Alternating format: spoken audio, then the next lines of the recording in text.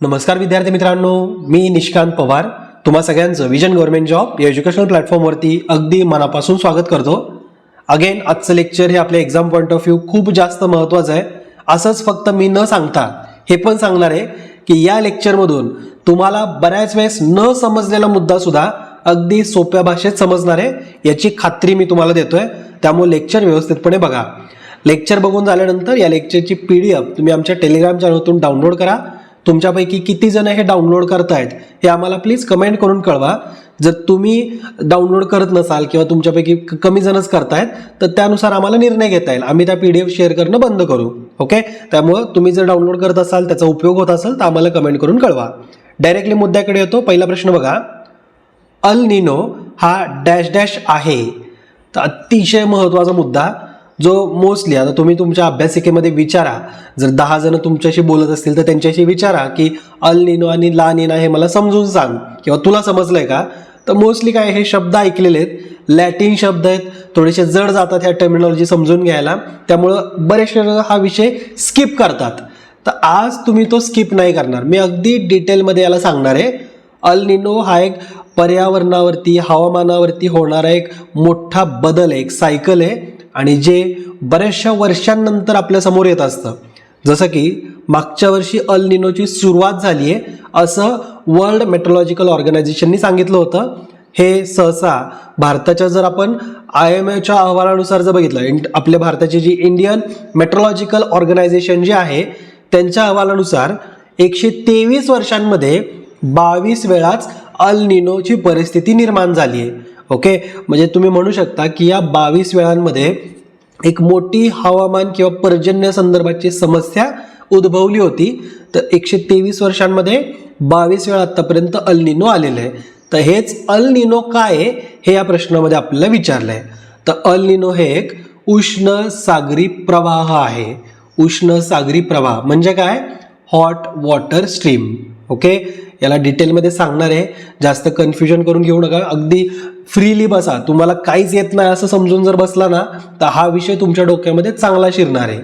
एकूण पहिल्यांदा आपण हा अल निनोचा मुद्दा आत्ता का चर्चेत आहे हे आपण समजून घेऊ.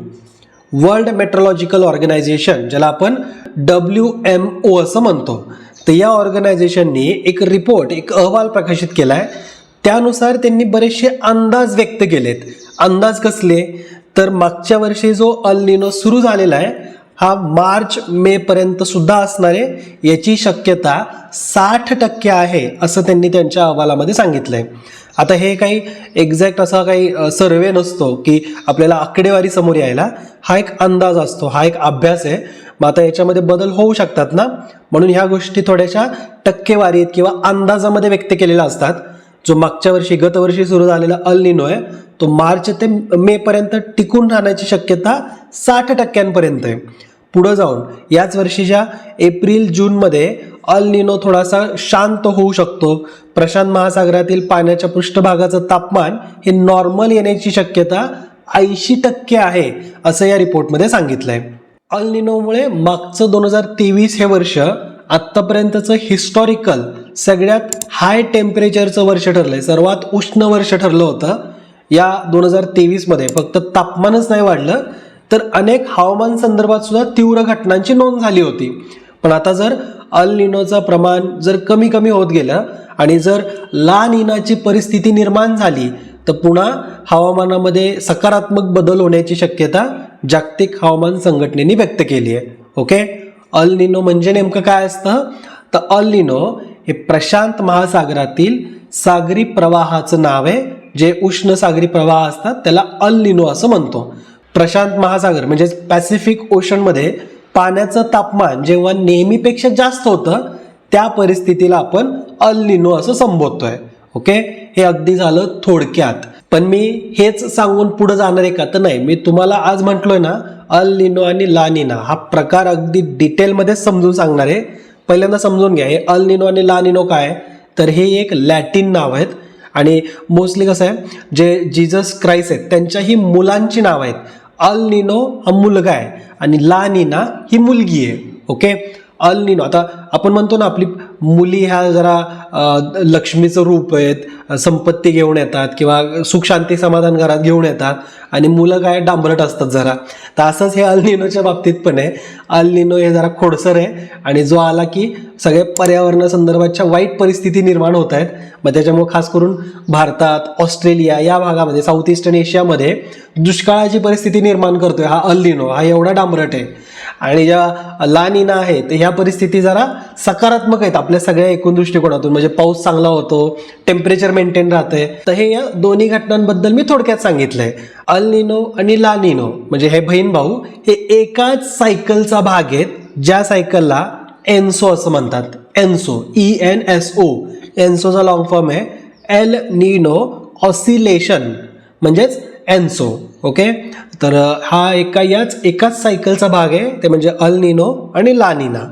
आता हे अल निनो आत्तापर्यंत आपल्या इंडियन मेट्रोलॉजिकल ऑर्गनायझेशननुसार मागच्या 123 वर्षांमध्ये 22 वेळा आलेला आहे अल निनो. आणि याच्यात 16 वेळा पाऊस हा खूप कमी नोंद झालेली आहे. भारतामध्ये पावसाची खूप कमी नोंद झाली आहे, त्यामुळे मोस्टली मोठे दुष्काळ आपल्याला बघावे लागलेत. तर ही परिस्थिती भारतामध्ये आतापर्यंत 22 वेळा निर्माण झाली अल निनोची मागच्या 123 वर्षांमध्ये. भारतामध्ये लास्ट टाइम अल निनोची परिस्थिती ही 2015 मध्ये उद्भवली होती. मग आता तुम्हाला आठवत असेल की 2015च्या आसपास बघा लातूरमध्ये पाण्याची मोठी समस्या निर्माण झाली. एकूण सगळ्या देशामध्येच होती. महाराष्ट्रात खास करून लातूर हा खूप ग्रासलेला होता. आजूबाजूला पाऊस नव्हता आणि पाणी सुद्धा ट्रेननी पुरवलं चाललं होतं. ह्या इन्सिडेंट्स तुम्हाला आठवत असतील मे बी. जे 2015 मध्ये शुद्धीत होते ना, तर त्यांना हे आठवत असेल. आता सध्या हा एकूणच फेनॉमेनॉन म्हणजे एकूण घटना ही कशी घडतीये, तर या मॅपमध्ये थोडंसं या इथं नॉर्मल इयर आणि अल निनो इयर असं मी कंपॅरिझन सांगणार आहे. नॉर्मल इयर म्हणजे जे सामान्य वर्ष असतात की ज्यावेळेस अल निनोची परिस्थिती नसते, त्यावेळेस भारतावरती या हवामानाचा परिणाम कसा असतो हे मी तुम्हाला समजून सांगतोय. इथं हा जो रिजन दिसतोय हा आहे पेरू. त्याच्यानंतर हा तुम्हाला ऑस्ट्रेलिया माहिती असेल. याच्यावरती आहे साऊथ ईस्टर्न एशिया. त्याच्या साईडला आहे आपला भारत देश. हे लाल लाल इकडं काय चाललंय, हे निळं काय आहे, हे सगळं मी तुम्हाला सांगणार आहे. नॉर्मल इयर्समध्ये काय होतं, जनरली पेरूच्या किनारपट्टीवरून ऑस्ट्रेलिया किंवा इकडचा पश्चिमेकडचा जो भाग आहे, तर पेरूपासून पश्चिमेला ट्रेड विंड्स चालत असतात. ट्रेड विंड्स, व्यापारी वारं. तुम्ही ऐकलंय ना जॉग्रफीमध्ये व्यापारी वारं. आता व्यापारी वारं हे नाव सुद्धा कसं पडले माहिती का, 18व्या शतकामध्ये ब्रिटिश जे व्यापारी जहाज ज्यावेळेस चालायची तर ते या वाऱ्याच्या दिशेचा वापर करायचे आणि त्याच्यामुळे ते चांगल्या पद्धतीने त्यांच्या डेस्टिनेशन्सपर्यंत पोहोचायचे. त्यांचा व्यापार चांगला व्हायचा म्हणून त्याला ते ट्रेड विंड्स म्हणू लागले किंवा आपण त्याला व्यापारी वारा असं म्हणतोय. ओके, म्हणजे हे काय असं आउट ऑफ सायन्स कुठली टर्म नाही आहे. तर त्यांनी ब्रिटिशांनी त्यांच्या सोयीनुसार या वाऱ्याला व्यापारी वारं किंवा ट्रेड विंड्स असं नाव दिलंय. ओके, हे पश्चिमेकडे चालत असतात, पेरूकडून पश्चिमेला जात आहेत हे वारं. ज्यावेळेस हे वारं समुद्रावरून वाहत असतं त्यावेळेस काय होतं, या वाऱ्यामुळं पश्चिमेकडंच गरम पाण्याचा प्रवाह व्हायला सुरुवात होतीये. गरम पाण्याचा प्रवाह असा वाहत जातोय. त्यामुळं काय होतं, हा जो ऑस्ट्रेलिया किंवा आशिया खंडाचा हा जो भाग आहे तर इथं लो प्रेशर एरिया तयार होतात. आता लो प्रेशर एरिया तयार झाल्यामुळे नेमकं काय होतं, तर त्या भागामध्ये पर्जन्य चांगला होऊ शकतो असं अनुकूल वातावरण तयार होतं. ओके, म्हणजे चांगला पाऊस पडतो. मग जिकडून हे वारं वाहतंय ना त्या पेरूवरती याचा काय परिणाम होतोय, तर जर आपण पेरूकडची परिस्थिती बघितली तर काय झालंय, गरम पाण्याचे जे प्रवाह आहेत हे पेरूकडून पश्चिमेला वाहत गेले. त्यामुळं पेरूच्या किनारपट्टीवरती टेम्परेचर कमी होऊ लागलं. मग टेम्परेचर तिथं कमी झाल्यावरती तिथं हाय प्रेशर तयार होतं. आता तुम्हाला माहिती असेल सायन्समध्ये तुम्ही कधी अभ्यासलं असेल की टेम्परेचर आणि प्रेशर हे एकमेकाला इनव्हर्सली प्रपोर्शन असतात. म्हणजे टेम्परेचर वाढलं की प्रेशर कमी होईल, टेम्परेचर कमी झालं की प्रेशर वाढेल. मग पेरूमध्ये काय होतंय, टेम्परेचर पाण्याचं कमी होतंय त्यामुळे तिथं हाय प्रेशर तयार होतं. हाय प्रेशर तयार झाल्यामुळे काय होतं, जे ट्रेड विंड जे आहेत म्हणजे व्यापारी वारं जे आहे तर ते पेरूकडून ऑस्ट्रेलियाकडे वाहायला सुरुवात होते. मग ते वाहायला सुरुवात झालं की पेरूच्या किनारपट्टीवरती डीप अपवेलिंग सुरू होतं. आता डीप अपवेलिंग म्हणजे काय असतं, डीप म्हणजे खोल, अपवेलिंग म्हणजे वर येणं. म्हणजे काय, पेरूच्या किनारपट्टीवरती समुद्राच्या पृष्ठभागावरती असलेले जे काही घटक आहेत हे समुद्राच्या वरती यायला सुरुवात होते, म्हणजे पृष्ठभागाकडे यायला सुरुवात होते. मग त्याच्यामध्ये बरेचसे समुद्र किनारपट्टीवरती असलेले न्यूट्रिएंट्स सुद्धा वरती येतात. मग ते न्यूट्रिएंट्स वरती यायला लागले की त्याला खायला मासे सुद्धा जमा होतात. मग हे मासे पेरूच्या किनारपट्टीवरती मोठ्या संख्येत तयार होत आहेत, जमा होत आहेत. मग याच्यामुळं तिथं जे मत्स्य उत्पादन आहे पेरू किनारपट्टीवरती हे सगळ्यात हाय क्वालिटीचं आणि जगातलं सगळ्यात मोठ्या प्रमाणात चाललेलं जे मत्स्य उत्पादन आहे हे आपल्याला पेरूच्या किनारपट्टीवरती बघायला मिळतं. ओके, म्हणजे बघा याचा साधं वारं व्हायला सुरुवात झाली तर इकॉनॉमीवरती कसा इम्पॅक्ट व्हायला सुरू झालाय. $1 बिलियन इकॉनॉमी ही पेरूच्या किनारपट्टीवरती मत्स्य उत्पादन किंवा फिशरी सेक्टर तिथलचं खूप मोठं, खूप प्रसिद्ध असं फिशरी सेक्टर आहे. ठीक आहे, मग आता त्याच्या हा तर पेरूला फायदा झालाय की तिथं फिशरी चांगली होती. आणि इकडं भारताच्या किंवा ऑस्ट्रेलिया, साऊथ ईस्टर्न एशियाकडं काय फायदा होतोय की तिथं पर्जन्य किंवा मान्सून निर्माण होत आहे. आता हे तर मी सगळं तुम्हाला सांगितलंय नॉर्मल कंडिशनमध्ये. पण ज्यावेळेस अल निनोची परिस्थिती निर्माण होते, जे की जनरली प्रत्येक 2 ते 7 वर्षांमध्ये होत असते, हे काही दरवर्षी होणारे फेनॉमेनॉन नाहीये. 2 ते 7 वर्षांमध्ये कधी ना कधी हा इव्हेंट होतो. लास्ट टाइम 2015 मध्ये याची नोंद झाली होती भारताच्या हवामान विभागानुसार किंवा इंडियन मेट्रोलॉजिकल ऑर्गनायझेशननुसार. ठीक आहे, आता या अल निनोच्या परिस्थितीत ना जे मी तुम्हाला नॉर्मल कंडिशनमध्ये सांगितलं त्याच्या सगळं उलटं व्हायला सुरुवात होतीये. म्हणजे कसं, ऑस्ट्रेलिया आणि साऊथ ईस्टर्न एशियाकडून जे हॉट वॉटर स्ट्रीम जे आहे हे पेरूकडं व्हायला सुरुवात होतीये. जे आधी पेरूकडून ऑस्ट्रेलियाकडे येत होतं ना ते आता हॉट वॉटर स्ट्रीम किंवा गरम पाण्याचे प्रवाह हे आता ऑस्ट्रेलियाकडून पेरूकडं व्हायला सुरुवात झाली. त्यामुळं काय होतं, ऑस्ट्रेलिया साऊथ ईस्टर्न एशिया रिजनमध्ये पाण्याचं टेम्परेचर कमी होत आहे. टेम्परेचर पाण्याचं कमी झालं की इथं प्रेशर हवेचं वाढतं. हवेचं प्रेशर वाढल्यावरती काय, जे व्यापारी वारं आधी पूर्वेकडून पश्चिमेकडे व्हायचं ते आता पश्चिमेकडून पूर्वेकडे व्हायला सुरुवात झाली आहे. ट्रेड विंड्स ह्या उलटे व्हायला सुरुवात झाली आहे. याच्यामुळं काय होतंय, हे गरम पाण्याचे प्रवाह जे आहेत हे पेरूकडे साठायला, पेरूच्या किनारपट्टीकडे साठायला सुरुवात होतीये.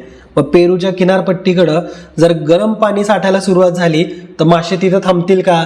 नाही, ते परत निघून जातात. आणि मग त्यावेळेस या पेरू या देशामध्ये मोठ्या प्रमाणात फिशरी सेक्टरला इम्पॅक्ट पडायला सुरुवात होते. ओके, तर अशा प्रकारे हे रिव्हर्स कंडिशन बनल्यात.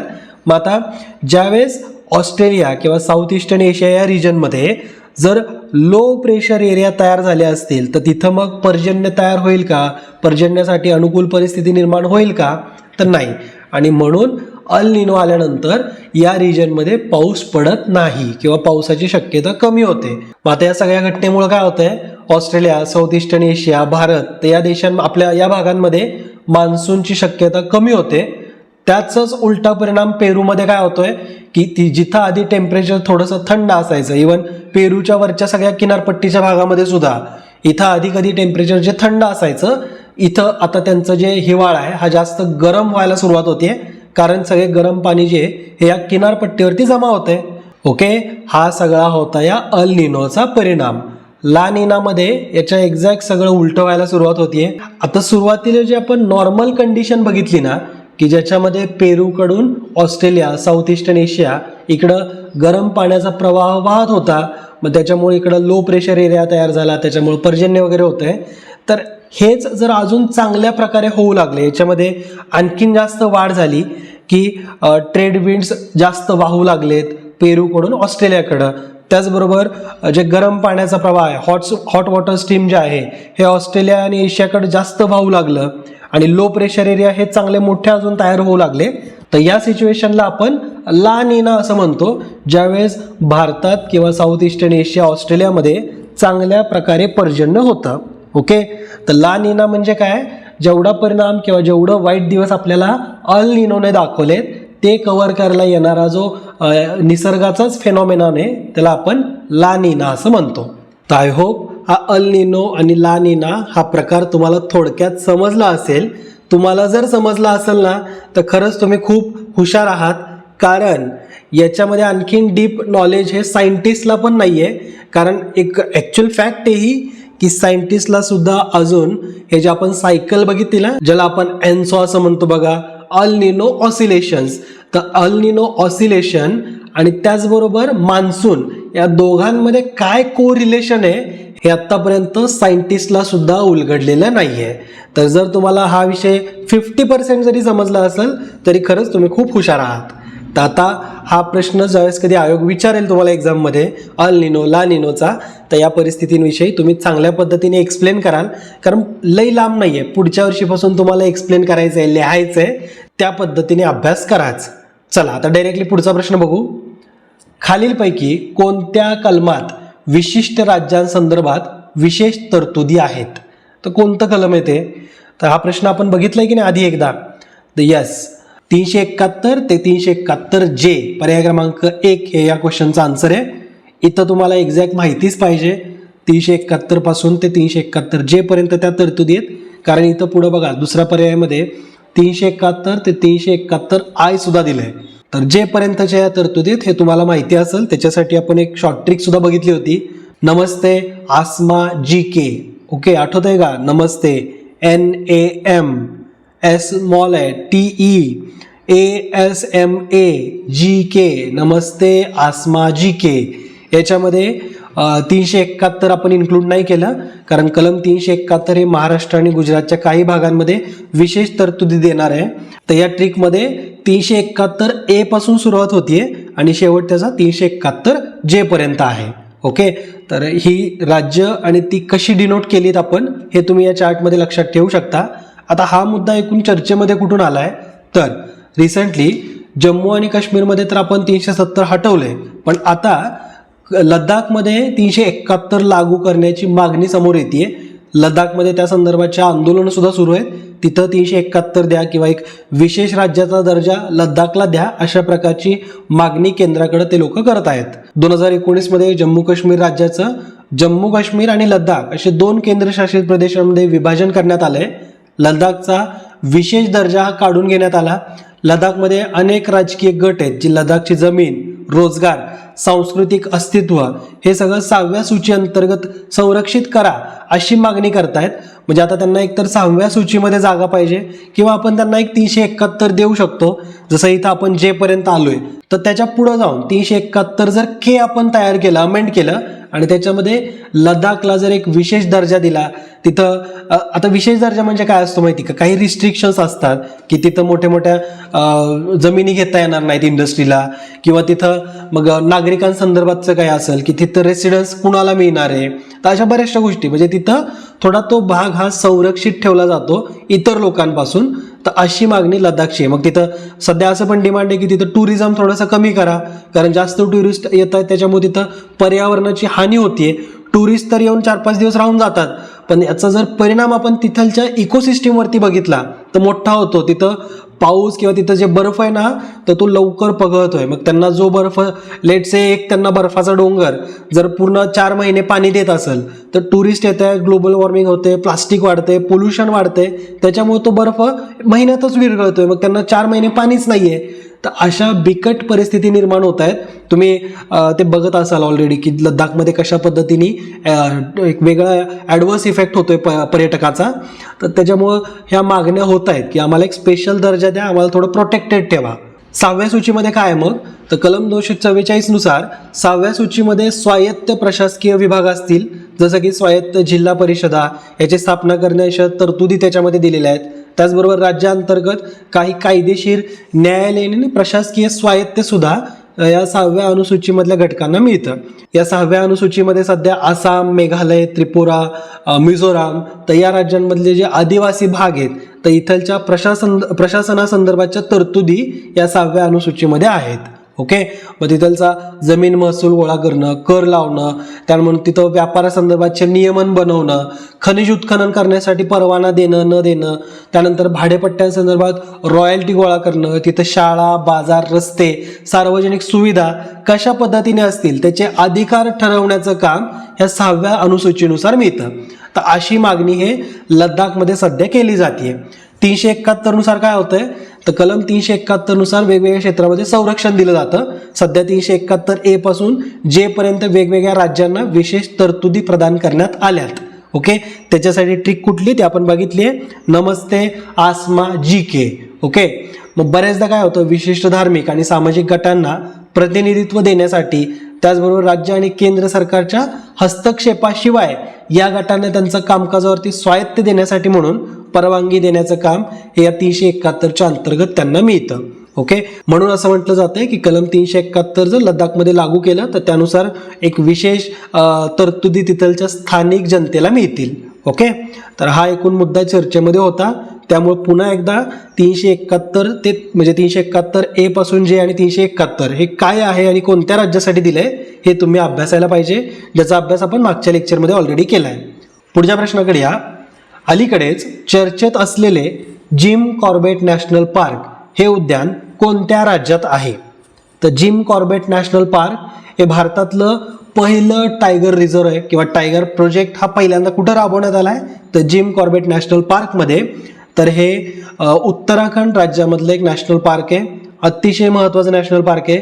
जिम कॉर्बेट हे एका अधिकाऱ्याचं, एका शिकाऱ्याचं किंवा एका जंगलप्रेमीचं नाव होतं, ज्याच्यावरून जिम कॉर्बेट नॅशनल पार्क असं नाव आता देण्यात आलं आहे. मला वाटतं काही दिवसांमध्ये याचं नाव सुद्धा बदललेलं आपल्याला बघायला मिळेल.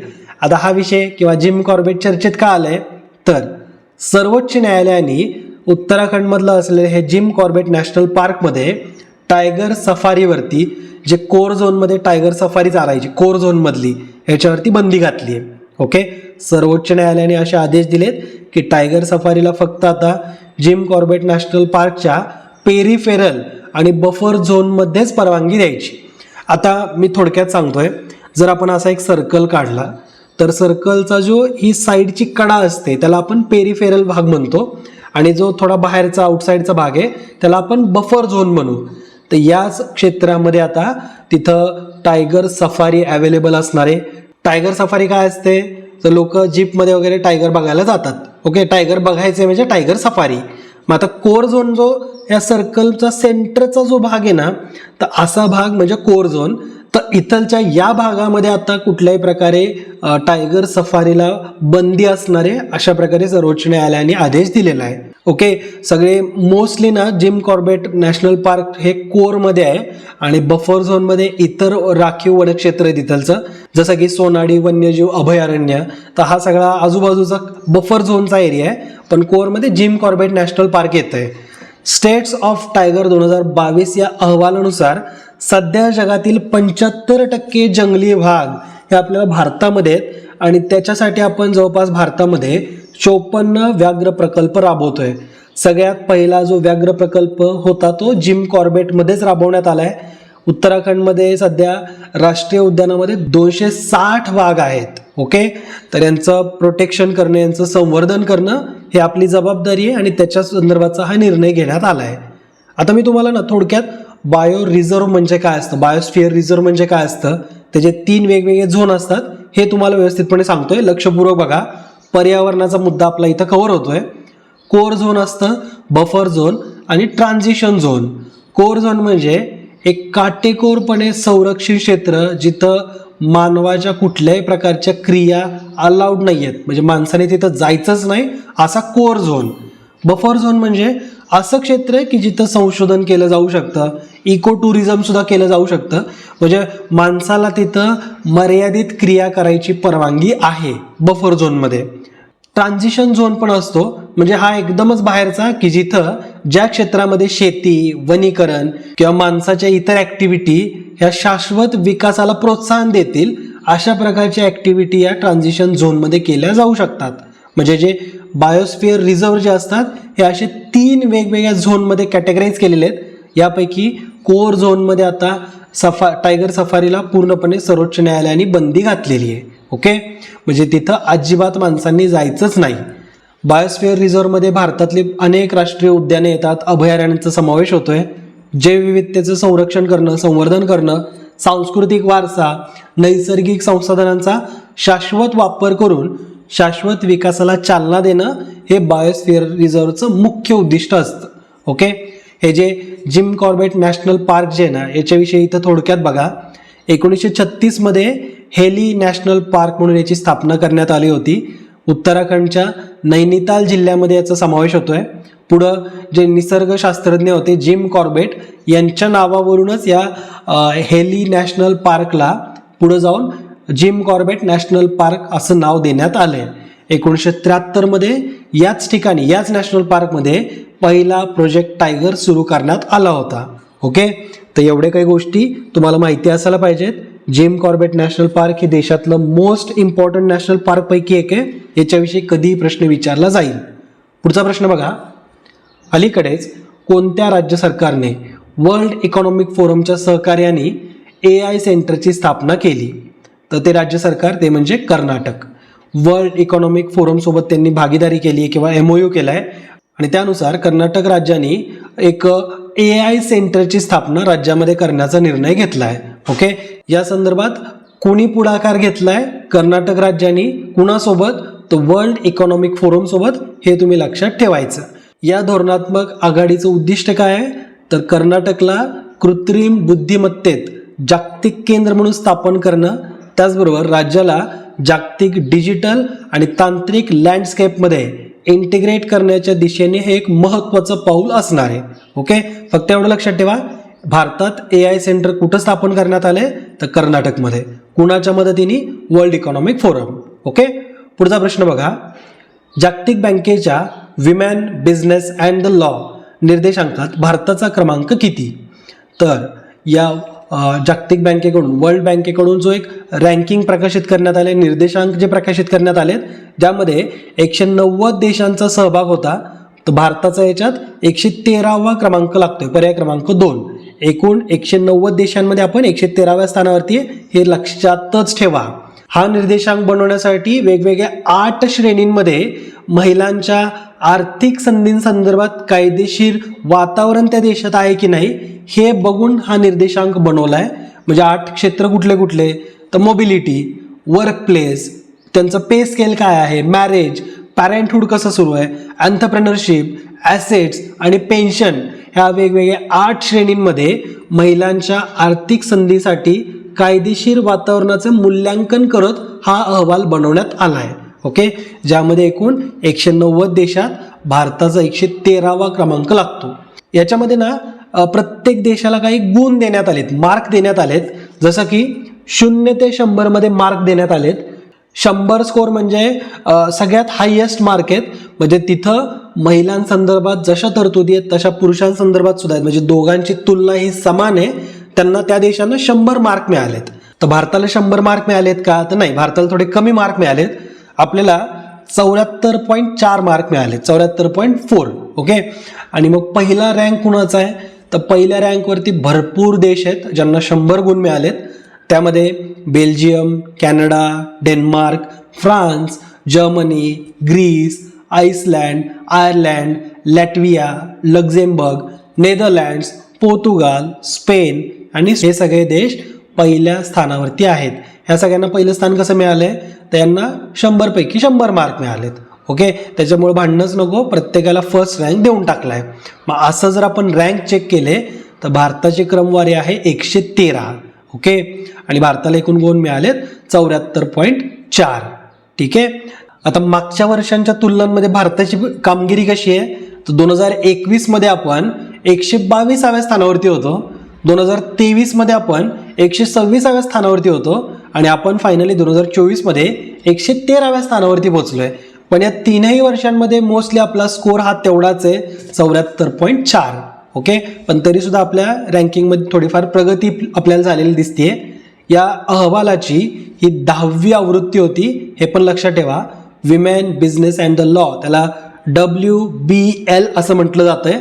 तुम्हाला जर परीक्षेमध्ये WBL 2024 मध्ये भारताची क्रमवारी काय असं विचारलं तर कन्फ्यूज होऊ नका. WBL म्हणजेच women business and the law. याच्यामध्ये भारताची क्रमवारी 113 आहे आणि ही या अहवालाची एकूण 10वी आवृत्ती होती. वर्ल्ड बँक ग्रुपकडून हा अहवाल प्रकाशित केला जातो, हे तुम्ही सगळं लक्षात ठेवायचं आहे. ठीक आहे, पुढचा प्रश्न बघा, अलीकडेच चर्चेत असलेले माजुली मुखवटे कोणत्या राज्याशी संबंधित आहेत? या प्रश्नाला ना तुम्ही कॉमन सेन्स जर असेल आणि जर तुम्ही थोडं वाचलंय तरी तुम्हाला टॅकल करता येईल. माजुली नावाचं काय ऐकलंय का? ते माजलेला वेगळा बरं काय, माजुली आहे.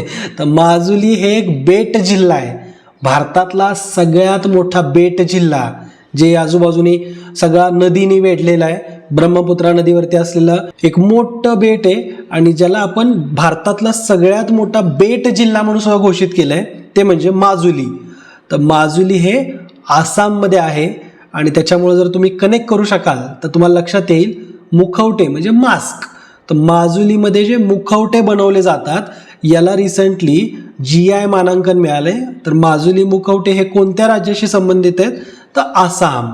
ओके, माजुली हे आसाममधील ब्रह्मपुत्रा नदीच्या मध्यभागी वसलेलं एक मोठं नदी बेट आहे आणि इथं जे हाताने बनवलेले जे मुखवटे आहेत, हस्तनिर्मित मुखवटे हे प्रसिद्ध आहेत.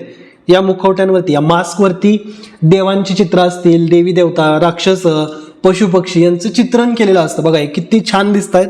तर हे जे मुखवटे आहेत हे कोणत्या गावातले प्रसिद्ध आहेत तर ते म्हणजे माजुली. ओके, GI मानांकन यांना रिसेंटली मिळालेलं आहे. मुखवटे हे जे मुखवटे हे प्लास्टिकपासून बनतात का तर नाही, हे मुखवटे बांबू, माती, शेणखत, कापूस, कापड अशा वेगवेगळ्या, त्याचबरोबर लाकडाचे सुद्धा असतात. तर अशा गोष्टींचा वापर करून हे मुखवटे बनतात ज्याला आता GI मानांकन मिळालं आहे. यासोबत इतरही महत्त्वाचे 9 प्रोडक्ट आहेत की ज्यांना GI मानांकन मिळालं आहे. इथं त्याचा चार्ट दिला आहे, लक्षात ठेवायचे त्या गोष्टी, कारण GI मानांकनांवरती क्वेश्चन येतात. इथं बघा मी तुम्हाला व्यवस्थितपणे सांगतोय, आसाम राज्यामध्ये 2 हस्तनिर्मित कृती आहेत किंवा कला आहेत ज्यांना GI टॅग दिलेला आहे, माजुली मास्क, त्याचबरोबर Assam Majuli manuscript painting. Okay, त्याचबरोबर गुजरातमधल्या 2 वस्तू आहेत, अंबाजी व्हाईट मार्बल आणि दुसरा म्हणजे कच्छमधलं रोगन क्राफ्ट. ओके, रोगन क्राफ्ट हे कापडाचा एक प्रकार आहे ज्याला GI मानांकन मिळालं आहे. ओडिशामध्ये हाताने बनवलेल्या जे कटक सिल्वर फिलिग्री आहेत ज्याला ॲक्च्युली चांदी ताराकसी असं म्हटलं जातं, तर त्याला सुद्धा GI मानांकन मिळालं आहे. त्याचबरोबर आंध्र प्रदेशमधलं एक कापडाचा प्रकार आहे किंवा कापडाच्या वस्तू जसं की नासारपूर क्रॉचेट लॅस प्रोडक्ट याला सुद्धा GI मानांकन मिळालं आहे. त्याचबरोबर मध्य प्रदेशमधल्या एका लसणाला GI मानांकन मिळालं आहे. लसूण तो कोणता तर रतलाम रियावान हा एक लसूण आहे ज्याला GI मानांकन मिळालं आहे. त्याचबरोबर हैदराबादमधल्या ज्या लाखेच्या बांगड्या असतात ना तर त्याला सुद्धा GI मानांकन मिळालं आहे. त्रिपुरामधला कापडाचा प्रकार आहे त्रिपुरा रिस्सा असं नाव आहे त्याचं, तर याला सुद्धा GI मानांकन मिळाले. आणि वेस्ट बेंगॉलमध्ये सुद्धा बेंगाल मुस्लिन तर याला GI मानांकन मिळाले. हा एक कापडाचाच प्रकार आहे. ओके, तर इथं व्यवस्थितपणे कोणत्या राज्यातल्या कुठल्या प्रॉडक्ट्सला GI मानांकन मिळाले याची लिस्ट दिली आहे, ही लिस्ट थोडीशी पाठ करा. पुढचा प्रश्न बघा, आंतरराष्ट्रीय महिला दिन 2024ची थीम काय. तर पहिल्यांदा तर मी तुम्हा सगळ्यांना आज विश करतोय, थोडंसं लेट झालं माझ्याकडून. तर तुम्हा सगळ्या ज्या महिला भगिनी आहेत या सगळ्यांना आंतरराष्ट्रीय महिला दिनाच्या खूप खूप शुभेच्छा. आणि मला महिलांविषयी तर खूप आदर आहे, कारण तुम्हीच अशा आहात की ज्या आपलं फ्युचर घडवता, आपल्या भारताला घडवणार आहे तुम्हीच प्रत्येक घरामध्ये एक नवीन शिवबा घडवता. तर माझ्याकडून तुम्हा सगळ्यांना कोटी कोटी नमन, कोटी कोटी प्रणाम. तर तुम्हा सगळ्यांना आंतरराष्ट्रीय महिला दिनाच्या खूप खूप शुभेच्छा. 2024ची थीम काय होती बरं तर invest in women accelerate progress.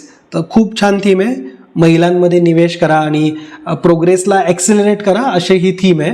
8 March हा दिवस आंतरराष्ट्रीय महिला दिन म्हणून साजरा केला जातो. इंटरनॅशनल विमेन्स डे ज्याला IWD असं म्हटलं जातं. तर वेगवेगळे जागतिक स्तरावरती कार्यक्रम होतात, त्याच्यामध्ये सामाजिक, आर्थिक, सांस्कृतिक आणि राजकीय क्षेत्रामध्ये कर्तृत्ववान महिलांचं कौतुक केलं जातं.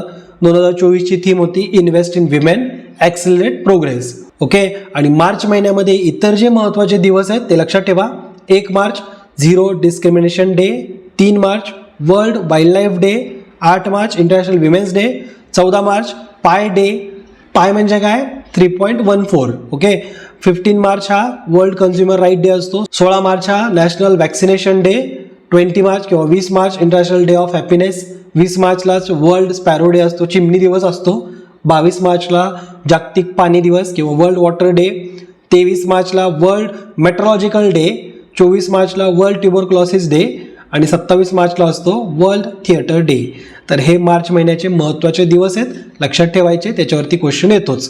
तर अशा पद्धतीने आजचं हे जरा मोठं एक्सटेंडेड झालेलं लेक्चर आपण व्यवस्थितपणे बघितलं इथपर्यंत, त्याच्याबद्दल मी आभारी आहे. या लेक्चरमधून आपण अल निनो, ला निना हे सगळे कन्सेप्ट डिटेलमध्ये बघितले. कलम 371 रिवाईज केलं. GI मानांकन प्रकार काय आहे हा बघितला. तर खूप चांगली इन्फॉर्मेशन आपल्याला आज बघायला मिळाली आहे. तर अशाच पद्धतीने आपण भेटू नेक्स्ट लेक्चरमध्ये. नेहमीप्रमाणे हसत खेळत अभ्यास करा, हेल्दी फूड खा आणि आईवडिलांची काळजी घ्या. जय हिंद, जय महाराष्ट्र. धन्यवाद.